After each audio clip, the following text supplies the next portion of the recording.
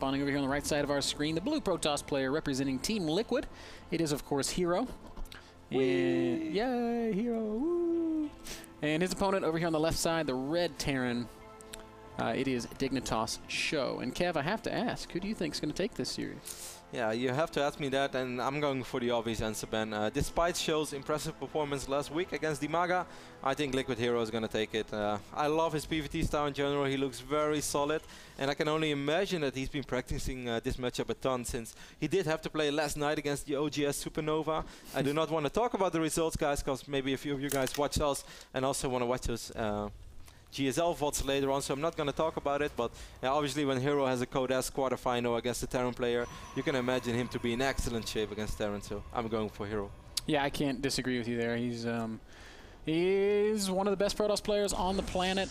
As you mentioned, he's gone very far in the GSL this season. Without giving away any result, he's gone very far in the GSL this season, and he is certainly going to be a favorite here against SjoW. So I'm also going to put my money on HerO to take this first game, as we see SjoW opening up with a fairly fast gas. Yeah, I kind of wonder. Maybe SjoW wants to go for a 1-on-1. Maybe he doesn't feel confident to go against HerO in a macro game, or he just wants to switch it up a little bit, and instead of going for the no gas fast expand, which is an opening that we see oh so often, he just wants to throw HerO off and then still go for sort of a bio expand play.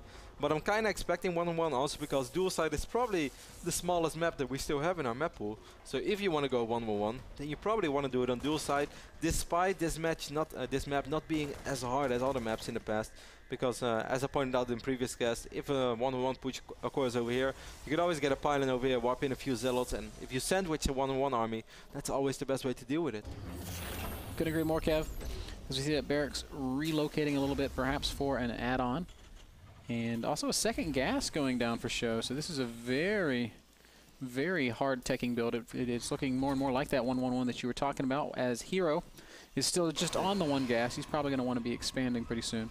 Yeah, maybe we'll see a Cloak Banshee opening by SjoW, and then of course he could still expand behind that as well, even though this is the less economic version of the Cloak Banshee build, since the one with the quick orbital in your main base and then going off for Cloak Banshees has been more popular as of late. And I also feel that's a better build out of the two. But we'll see. It's hard to say what SjoW is going to pull off. We do see a reactor right now. He's going to produce at least one Hellion. The Hellion is in production right now. But I do not think that he's going for medevac Hellion play when he goes for double refinery. That seems a little bit unlikely. Man, SjoW is a guy that that does what he's going to do. He's said for years now that you don't need to scout until that first Hellion's out. That is true. And now he's going to leave the base with that first Hellion. So I always said it doesn't really matter what I face anyway. It doesn't change anything. So why would I send out that first SFV? A lot of players, of course, have always disagreed with that because there are certain things that you just much rather scout a little bit quicker. For instance, if you would get Void Ray all-in right now, it would be pretty ugly without a bunker. Yeah, or even something as simple as a proxy, though, with his wall there. Something like that shouldn't be too terribly scary. Hellion will not even get up the ramp, so even the Hellion doesn't manage a good scout, Kev. Really good control there by HerO, having Stalkers in excellent position. He's going for that 3-gate. Ooh. HerO's going to do, I think, something aggressive here. He's already got 2 proxy pylons down. If SjoW goes for Cloak, it's going to be really nice for him because the robotics facility is going to be quite a bit delayed. But even if HerO doesn't go for Cloak, even if SjoW doesn't go for Cloak, if he spots this in time, if the Banshee's not out of, out of the area or like out of range of this attack, he should be fine. He's going to get a siege tank too. As long as he keeps his wall up, I think SjoW should be fine. He has plenty of Marines, he has a reactor, but he needs to bring SCVs right now, Ben. He does need to bring SCVs right now, as we got the first attack happening right here on his ramp. That Zealot doing absolutely nothing. A lot of Marines and SCVs out.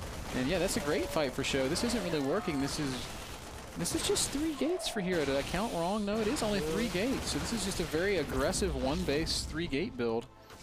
He does have 26 probes though, so he's definitely not all in. So be careful with that Banshee SjoW, but now with that siege tank out, it's going to be a lot easier for SjoW, because these unsieged tanks have so much DPS. HerO knows this is not going to work anymore, that's why he's dropping the Nexus as well. But he has to be a little bit afraid. He's like, oh no, what if SjoW would have Cloak right now, Ben? Yeah, it would be nearly game-ending, Kev, to be quite frank. But he skipped it this time in favor of getting those tanks out. We did not mention it, by the way, guys, but in case you did see the live timer before we went live, this game is being played live right now, so it's kind of late for SjoW. But all the Europeans play at least 1 or 2 live games in seasons, and that, of course, is only at the games that it really suits them. We do not want to force them to play too many live games, but a couple of them should be possible, and SjoW said today he was able to play live, so there we go. There you go, indeed. And I'm wondering, with this really aggressive opening from HerO, Kev, do you think he's going to be able to defend when SjoW finally moves out? I'm really, I don't know, with 5-6 gates, it's going to be tough, no doubt. And that first attack really didn't do that much. And it's 31 army supply right now. This is a scary army for SjoW. And I actually think this looks way better than anyone ever thought that this was going to look for SjoW. HerO drops a force field, but it's not a perfect force field. Yeah, the Marines get down, and they do have Banshees supporting. Sentry's going to get picked off. And as soon as that force field expires, I think we're going to see SjoW moving out. The good thing for HerO is, though, Ben, he has pylons all around the map. And that's actually going to allow him, the moment that SjoW moves out, I wouldn't be surprised at all if he wipes in 1, 2, or even 3 Zealots and walks him to SjoW's main base. Because that really takes the power out of SjoW's reinforcements. I'll keep my eye on this pylon then just to see if it does in fact happen. SjoW already well across the map, and HerO's warp in was in fact a defensive one. And we often say that MC is a really bold Protoss who loves to take risks. But what about HerO, man? He didn't even make a robotics facility despite seeing a Banshee so early on. He's just banking on the fact SjoW does not have Cloak. He's also going to be attacking from a couple of, well, what is he doing? He's careless with these Stalkers here, left in a really awkward spot. Loses 1, takes out, loses 2 even. Does manage to pick up a 6-tank and a Banshee, but in return he's gonna lose 1 more Stalker. Those SCVs are out for blood. Hellion gets the it. Hellion that gets Hellion the is kill. pretty good in catching Stalkers because the shields cannot regenerate. They will always get a shot off. Still, HerO doing a pretty good job at delaying this push from SjoW, but still, this army of SjoW is just a lot stronger. HerO's gonna need excellent control. Yeah, on siege tanks do so much damage. SCVs do a great job of absorbing damage. HerO is really trying to buy time and be patient, but now the bunkers are going down, and this natural is coming under fire in a big way. Yeah, but with those Zealots, I think he might be fine. He's gonna pick up that Banshee as well. Those Zealots and Stalkers coming in from behind. Oh my God, HerO. You're right. HerO with the big surround, Stalkers from both sides, and SjoW taps out. GG. Oh, that's a little bit surprising for me. I thought certainly after that weird opening that he was too far behind to mount a defense there, but he did it. He did a really good job in saving time with those Stalkers, and despite that might look rather easy, it's not at all, because the Banshees have so much DPS and also those tanks that normally every time you get in range, 1 Stalker takes a lot of damage, and that's why you don't really see that all that often, just because you can lose Stalkers left and right, and you can end up losing 3-4 Stalkers before the fight even begins. But well, HerO, absolute ridiculous control, and he did it really well. Maybe this kind of stuff has to do a little bit with the mindset as well, because often when you feel like you're such a big underdog, you feel that everything your opponent is going to do, he's going to do the exact thing that you don't want to, and then maybe it's more effective than it was. But that was beautiful control by HerO, and as you said, Ben, it looked really promising for SjoW, but wasn't able to execute it. Yeah, tough break for SjoW there in the first game. He will have the map choice going into game 2. First map was brought to you by Epson Projectors. Epson.com/projectors for all the details on your own high-definition projector. Guys, we're going to play a very short commercial, and then we'll be back with a lot more action. SjoW versus HerO Game 2 after this.